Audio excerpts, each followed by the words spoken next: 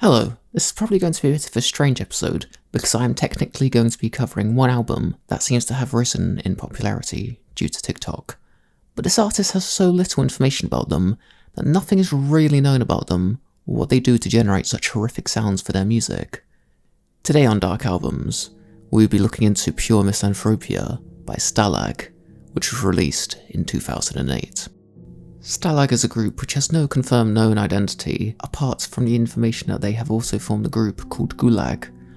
Both of these groups take their names from German and Russian prisoner of war camps respectively, with both of these names having an additional GH added to the end of their names, allegedly meaning Global Holocaust. Stalag has many rumours surrounding who is in the band and how many people are actually in the band. I have tried to find out more solidified information, but every link that claims to show evidence is either now a dead link, or it goes back to more baseless rumours for information. There is an interview with Vice, which allegedly interviews one of the band members, but since there is no pictures of them, and there is still very little information in the article itself, it is incredibly hard to find how many people are actually in the band. Apparently this group was formed in 2001, and has various Dutch and Belgian musicians from the black metal scene, which is why Stalag is often accidentally referred to as ambient black metal. Stalag released only 3 albums and 1 demo album. They are called Project Nil,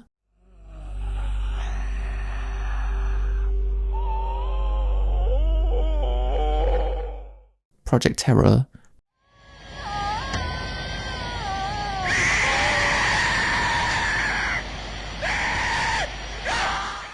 Project Misanthropia,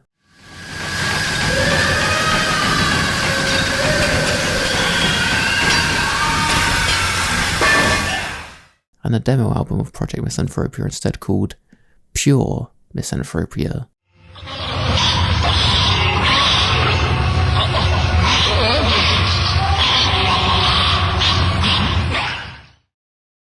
The music itself is also surrounded with mystery, with no one knowing how the sounds heard on any of their albums are created. According to the urban legends surrounding these albums, someone in the band themselves knew someone who worked in an asylum for the mentally ill, or someone in the band themselves worked for this asylum. The band would then allegedly either kidnap these patients, or get the asylum to sign off on these patients as some kind of treatment session.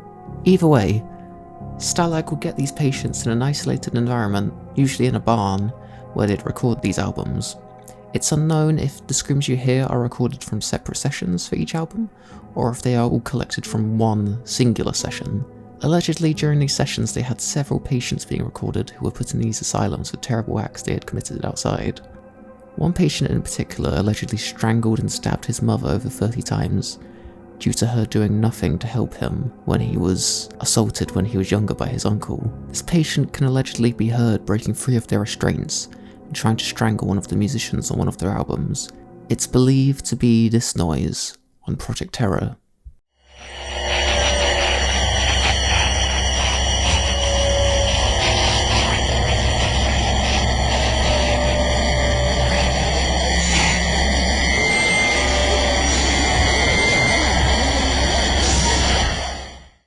But other people claim it's at different points on other albums as well. Maybe have a listen for yourself and see if you can find any noise that sounds like someone being strangled.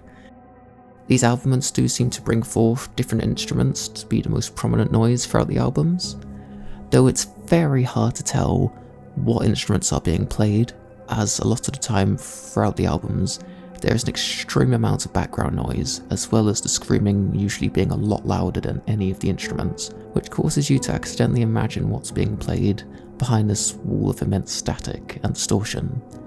Sometimes you can hear a keyboard or pieces of guitar work, but you can definitely hear the drums the loudest out of any instrument throughout these albums.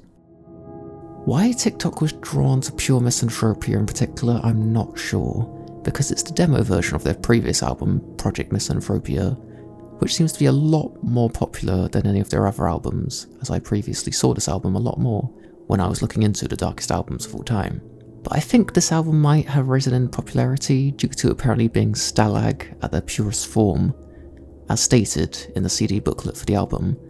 I would say that this is the least produced album that I've heard from Stalag, and it does sound like them playing in a live setting due to the extremely poor quality of the recordings, The drums and the other instruments are extremely drowned out by the screams over the top of them, as they are very badly recorded. Though I think the main advertising point to most TikTok creators for their content is that this album has a cover which was allegedly drawn by one of the patients in the recording sessions, who took their life a day after drawing it, but other stories seem to say that they died in a car crash 5 years later, so there is also a fair amount of skepticism when it comes to this album and discography in general, as it yet again comes down to an extreme lack of evidence of the recording sessions. Some sources I've read alleges that this band is simply one person performing all of this material in a bedroom, and then sending it to a producer to mix, master, and ship out, which makes this album's backstory a lot less legendary and disturbing. Reading about the alleged band members also makes them sound quite humorous with how edgy they are, with one allegedly saying that they hate religious people so much that they will fight them in the streets if they ever see one. To me, this sounds so over the top and edgy that it can't possibly be true, but I've heard a lot of atheists say as edgy stuff, so I wouldn't be surprised if it is true.